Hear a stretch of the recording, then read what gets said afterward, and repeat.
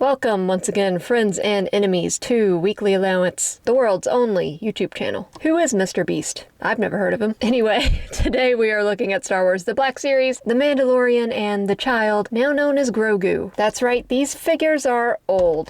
This one especially, I think, is pretty old. Before Grogu was commonly known as his name, he was just known as the child. This one has gotta be newer because it's got him in his full Beskar armor. But you know, I went looking for first season Mandalorian where he's got kind of a mismatch of armor. I couldn't find him. I'm pretty sure we have him, but I don't know where he is. These are old figures. They have just been sitting around in the boxes for a while. We've just had other stuff to open. I try to open stuff as it comes out. So if there's like a new release of Cosmic Legions or Mythic Legions or whatever, I try to get to those first, and then stuff like this is left by the wayside a bit, and I forget about it.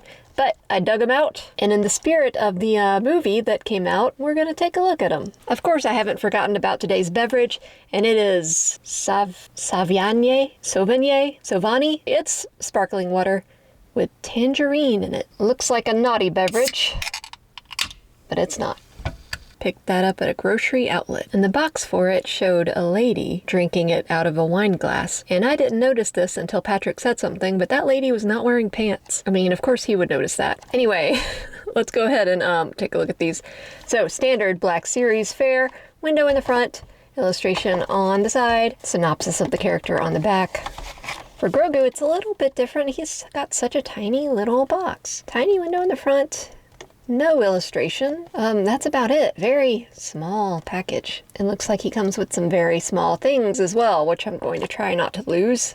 So let's start with the Mandalorian. As always with these, I'm not going to be too precious about the box because we do not keep the boxes for these. That said, I did delicately cut into it just to rip it open.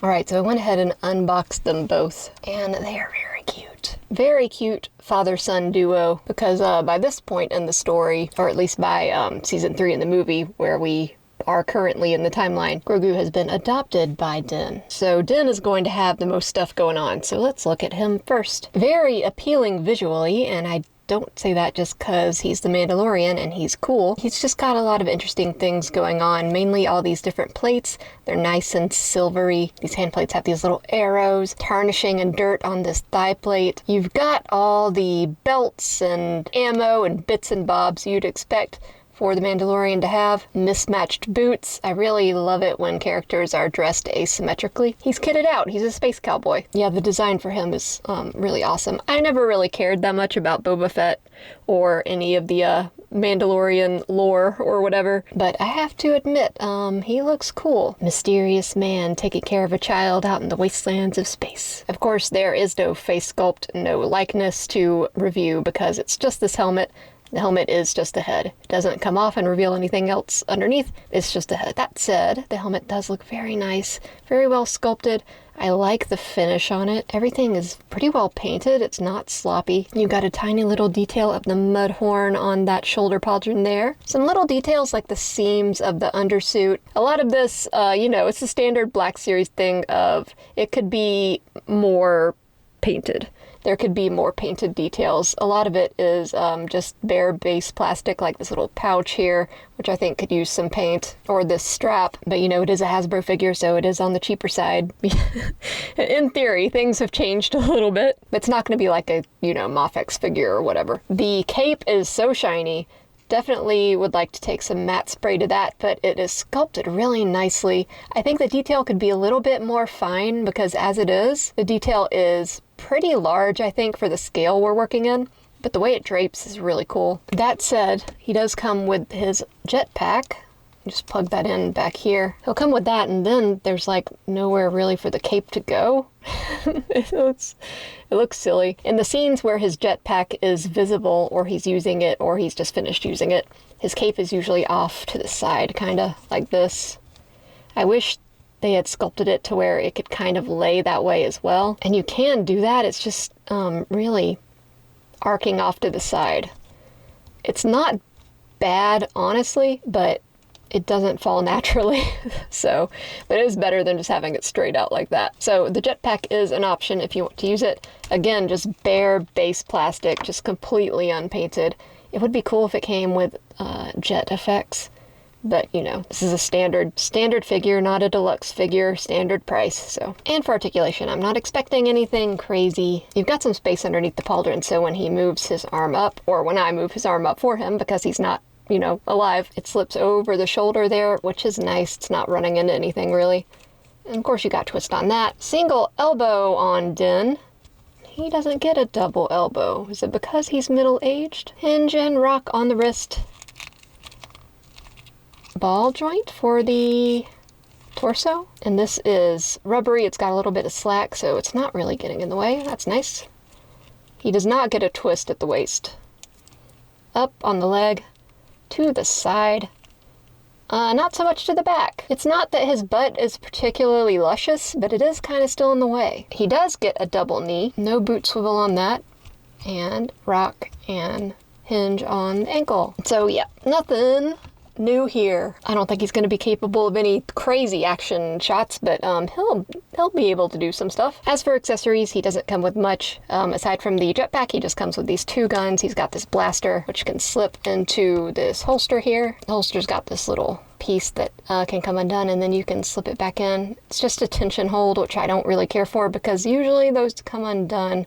It's not that big of a deal here because it's an unobtrusive piece and it's not like the blaster's going to fall out. And he's also got this rifle. A little bit more paintwork on this, so that's nice. Still not super involved, but it is more than one color. It's got this little peg here, and I assume it's for attaching to his back so he can carry it on his back, but doesn't really fit in well, so maybe I'm totally tripping and that's not what it's for. Or maybe mine is just deformed in some way, I can't get it in. Din is equipped with a trigger finger hand and a holding things hand, and that's it. You're not going to get any other hands from him. So in order to look naturalistic, you're probably going to always want him to be holding his gun or something. He doesn't have cupped hands to lovingly cradle his adopted son. So now let's look at Grogu. There's even less to him, but what do you expect? He's just a little guy. The face on this is really nice. The sculpting is so fine.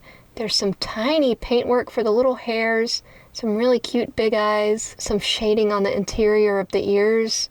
Just some pinking there, some pinking on the cheeks, very cute. The sculpting on the jacket's really good as well, but again, just plain base plastic. It's just kind of a whiplash going from this really nicely painted face to this plain jacket thing. Oh, I just ripped out his little arm.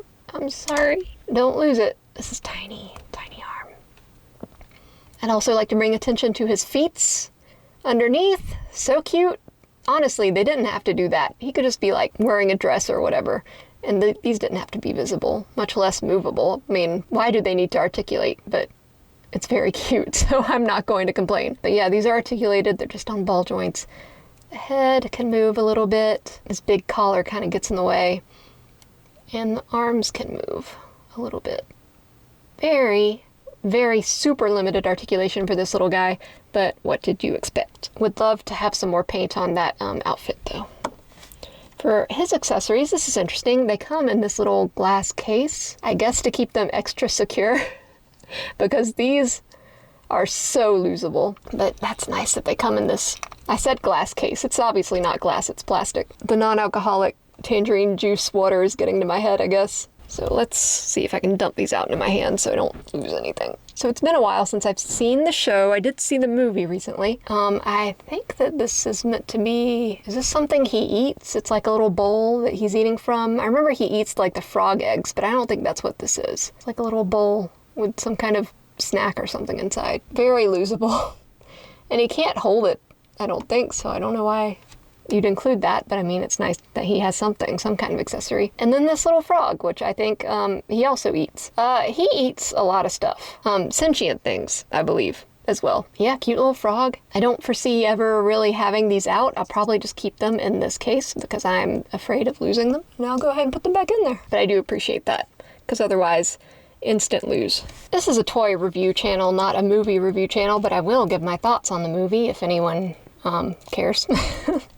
if you're watching this, I assume that you are at least a little bit interested in what I have to say, and probably tangentially interested in The Mandalorian in some aspect. I know that the movie is not doing well. It kind of got panned by critics, and Red Letter Media in particular posted a scathing review. Not to say I usually always agree with their opinions on stuff, but I do like to watch their channel because they're entertaining. And yeah, also it was definitely just episodes of the TV show formatted into a movie, and not very well. But that being said, I enjoyed it. You know, if a movie makes me feel something, that's fine. That's great. But normally I watch movies just to be entertained. If it's fun, if I'm having fun, then to me it was a good movie. That being said, there are objectively bad things that I enjoy, and I will not apologize for. Maybe my taste in movies isn't great, but what can I say? I was entertained. The soundtrack was awesome, and a lot of the visuals were really cool. A lot of people said that the movie had too many creatures, and maybe so. There were a lot of creatures, but as someone who enjoys creature design, I loved it. And the scene where he's facing off against the snake dragon was just beautiful. It was like a living painting. I'm not saying it's high cinema or anything, but I don't necessarily agree with everyone saying that it's awful and boring and whatever. But that's just my opinion, and you're free to have your own. So if you don't agree with me, great. We can disagree and still get along. So let's compare him to some other figures. Now, I could have sworn I had another Mandalorian figure, but I can't find him. So here is the armorer, and of course they're going to scale well together. They're from the same show, they're from the same company, and she's a really cool character. I like her. I hope we have a Bo-Katan. We might somewhere, I don't remember. But I would like the whole cast, basically. And since we've got him here is Cassian Andor, who I don't know if he would get along with Din or not. And of course, Wasteland Neil. Now, if I'm correct, Skeleton Crew takes place around the same time as The Mandalorian, so Din could run into Neil at some point and maybe adopt Neil too. I know Neil has a loving family already, but to be honest, on the cuteness scale, Neil gets me way more than Grogu does. He's just so adorable. So let's move these guys out of the way and bring in some new people. Here is Marvel Legends Rogue, looking pretty giant compared to Din. And speaking of giant, here he is with Cosmic Legion's Cog. I have to adjust my camera just so I can fit him in the frame. But yeah, different scale, different line, but they still go really well together because they're both sci-fi guys, and the suits kind of match up too. You got a weird creature, you got a weird creature. That's one of the things I like about the Cosmic Legions line, is they can fit in with pretty much any display you want. Here, let's put Wasteland Neil back. He belongs there. He deserves it. So probably a bit of a shorter review today, but I was rummaging through our unopened figures and I found this and I was like, why didn't I open that? And the movie just came out, so it makes sense to review it. That being said, this is an old figure, so we're not exactly on the cutting edge. But I hope you still enjoyed it. Thank you so much for watching. Waiting on some new figures to show up. I've got an SH Figure Arts Karama that I'm waiting on with bated breath.